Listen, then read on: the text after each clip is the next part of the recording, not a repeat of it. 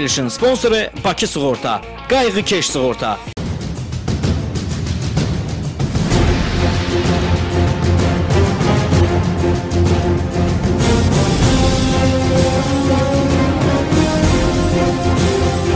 Biz hər zaman uşaqlarımızı qorumağımızdan, gələcəyimizin onlardan asılı olmasından ağız dolusu danışırıq. O qədər böyük danışırıq ki, hətta nəyin doğru, nəyin yalan olduğunun arasındakı fərqi belə bilmirik. Bugün mən sizə biz uşaqlarımızı qorumadığımızı, heç onların taleyi ilə maraqlanmadığımızı sübut edəcəm.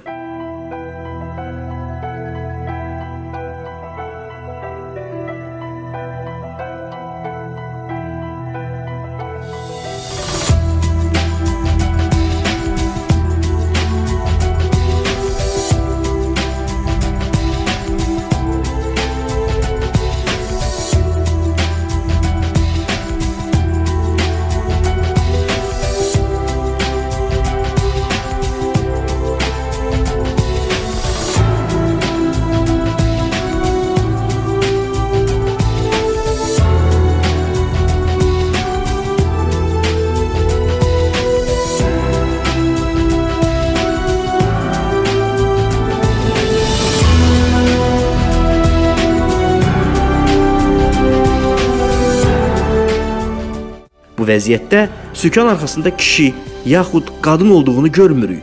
Lakin biz bunu bilirik ki, balaca qız uşağı sürücü tərəfdə oturmaq bir yana, hətta başını pəncərədən bayıra çıxardır. Bu uşağın valideynləri, nə bilim dayısı, əmisi bu uşağı güya çox istəyir. Əksinə, onların bu uşağa zərrə qədər sevgiləri yoxdur. Onlar üçün fərqi yoxdur bu uşağın taleyi necə olacaq. Heç veclərinə belə deyil ki, bu uşağın başını arxadan gələn avtomobil sadəcə qoparda bilər. Görəsən həmin valideyn uşağının başı qopmuş vəziyyətdə görsə xoşbəxt ola bilərmi? İndi həmin valideyn bu görüntülərə baxsın və utansın.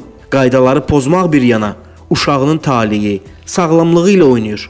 Beləsini Avropada valideynlikdən məhrum edirlər.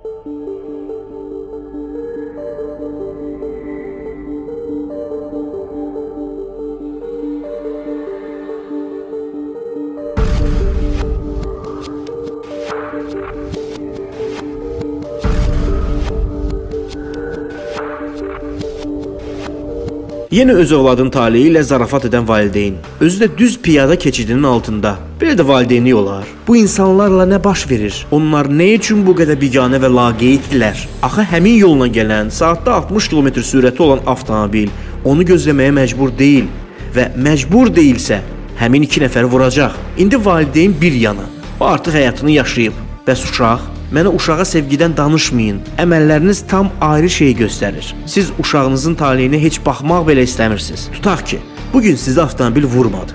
Sizdən çox pis tərbiyə götürən bu uşaq yolu həmişə belə məsuliyyətsiz keçəcək və bir gün onu avtomobil vuracaq. Evə yalnız ayaqqabıları gələcək. Çünki onu oradan keçən yük avtomobili vursa, sizin övladınızdan heç nə qalmayacaq. Yalnız bir cüt ayaqqabı.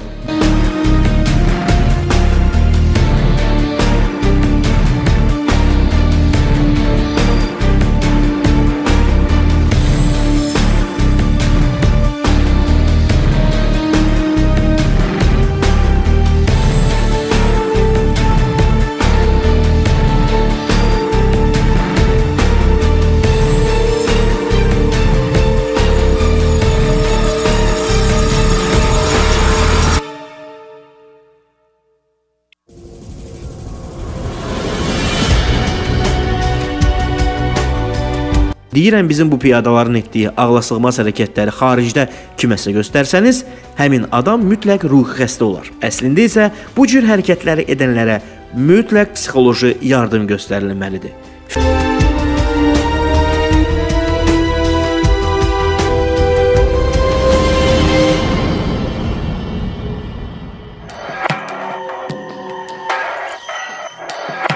Fikir verin, düz yolun ortasında durub telefonunun SMS-ini kontrol edir. Sizcə bu adam sağlamdır? Sizcə bu adamın həyatda nəyəsə müqəddəs bir missiyası varmı? Bu düz yolun ortasında telefonunu kontrol edən məsuliyyətsiz piyadanın ucbatından sürücü psixoloji sarsıntı keçirə bilər və ya onu vurmamaq üçün gedib digər avtomobilə dəyərək maddi ziyana düşər. Bu piyada isə həyatını ancaq SMS oxumaqla keçirdəcək. Məsuliyyətsiz, ayıb olsun.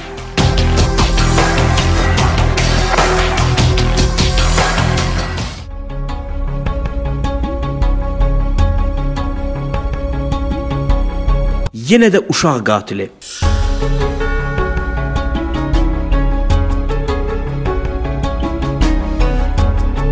Bu, uşaq qatili olmaqdır. Sürücü məsuliyyət daşımır. Sürücü bu vəziyyətdə yalnız qurbandır. Hər iki uşağını öldürmək istəyir bu qatil. Baxmayaraq 200 metr o yanda keçid var. Lakin bu valideyn üçün rahat keçid əsas deyil. Onun üçün əsas olan övladının ölməsi və ya əlil olmasıdır. Bəlkə bu valideyn uşağının əlil olmasından pul qazanmaq istəyir. Valla mən buna başqa səbəb tapa bilmirəm. Məni qınamayın. Uşaq qatili, ananı qınayın.